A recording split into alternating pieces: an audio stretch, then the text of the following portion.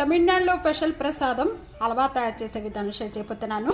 పెసరపప్పుతో హల్వా తయారు చేసే విధానం అండి. మనం తమిళనాడులో అశోక హల్వా అని కూడా అంటారు. చాలా టేస్ట్గా ఉంటుంది. తక్కువ ఐటమ్స్తో మనం తయారు చేసుకోవచ్చు. చాలా టేస్టీ హల్వా తయారవుతుంది. తప్పకుండా ప్రసాదంలో ఒక్క ప్రసాదంగా తీసుకొని ఒక్కసారి ట్రై చేసి మీకు ఎలా ఉందనేది కామెంట్స్లో తెలియచేయండి. సబ్స్క్రైబ్ చేయటం మర్చిపోద్దు. అలాగే ఫ్యామిలీతో ఫ్రెండ్స్తో వీడియో షేర్ చేస్తుండండి, వీడియో లైక్ చేస్తుండండి. ఇంకెందుకు వీడియోలోకి వెళ్ళిపోదాం రండి. హాయ్ ఫ్రెండ్స్, నమస్తే, వెల్కమ్ టు ఆనూస్ కిచెన్. ఈరోజు అశోక హల్వా తయారు చేసుకునే విధానం షేర్ చేస్తున్నాను. అశోక హల్వా తయారు చేసుకోవడానికి ముందుగా ఇక్కడ నేను 1 కప్ అనేది పెసరపప్పు తీసుకున్నాము. మనం ఏ కప్పుతో అయితే మనం మెజర్మెంట్స్ తీసుకుంటున్నామో సేమ్ కప్పుతోనే అన్నీ కూడా తీసుకోండి. ఇది చాలా తక్కువ ఐటమ్స్తో హల్వా తయారవుతుంది, టేస్టీగా ఉంటుంది. ట్రై చేయండి తప్పకుండా. పెసరపప్పు అంతా కూడా నేను కుక్కర్లో వేసేస్తున్నానండి. ఇంకోటి 3 times వరకు కూడా బాగా క్లీన్ చేసుకోవాలి. పెసరపప్పుని వేయించిన అవసరం లేదండి. పెసరపప్పు క్లీన్ చేసుకునేటప్పుడు ఇలా ప్రెస్ చేస్తూ క్లీన్ చేసుకోండి. ఏ కప్పుతో అయితే మనం పెసరపప్పు తీసుకున్నామో సేమ్ కప్పుతోనే 3 cups అనేది వాటర్ యాడ్ చేస్తున్నాను. 3 విజిల్స్ వచ్చే వరకు కూడా కుక్ చేసుకోవాలి.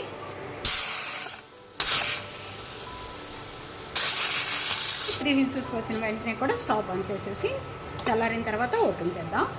కుక్కర్ బాగా చల్లారిపోయింది. చల్లారిపోయిన వెంటనే కూడా ఇప్పుడు ఓపెన్ చేద్దాం.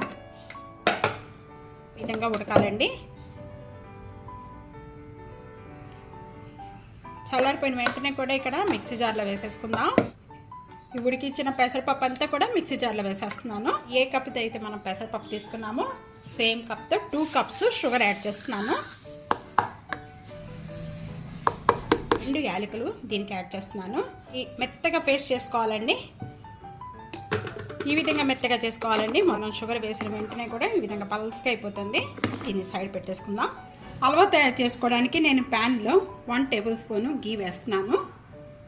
ఘీ అంతా కూడా బాగా మెల్ట్ అయిపోవాలి. అయిపోయిన వెంటనే కూడా ఇక్కడ 1 tablespoon గోధుమ పిండి యాడ్ చేస్తున్నానండి.